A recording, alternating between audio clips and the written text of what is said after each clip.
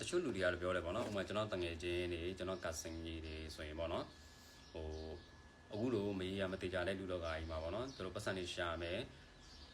သုံးချင်တာတွေသုံးပြလိုက်မယ်သွားချင်တာတွေသွားပြလိုက်မယ်မစားဘူးတိုင်းစားမယ်ဝှက်ချင်တာတွေဝယ်ပြီးပျော်ရင်းနေလိုက်မယ်ပေါ့နော်ဒါသူတို့ရဲ့ပျော်ရွှင်မှုပဲပေါ့နော်လူဖြစ်ရကြိုးနှက်အောင်ဆိုပြီးပြောတယ်အဲ့တော့ကျွန်တော်ကကြတော့ကိုယ့်အတွက်ကဒီလူဖြစ်ရကြိုးနှက်တဲ့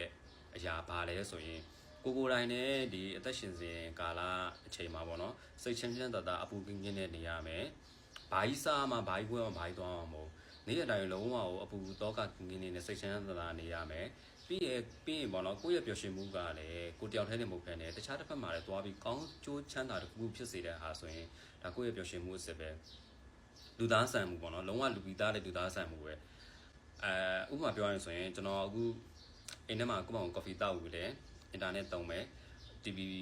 ဒီဇလန်းလေးကြည့်နေလို့ရတယ်မီဒီယိုနဲ့နေလို့ရတယ်ဒါပေမဲ့အဲ့ဒီရဲ့ပျော်ရွှင်မှုအနှစ်သာရကဒါကျွန်တော်တယောက်ရဲ့ပဲခံစားရမှာလေအဲ့ဒီအချိန်မှာကျွန်တော်အပြင်မှာသွားပြီးဒီလမ်းပေါ်ကခွေးလေးတွေကိုအစာကျွေးပေးမယ်စိတ်ကူပေးလိုက်မယ်ဆိုရင်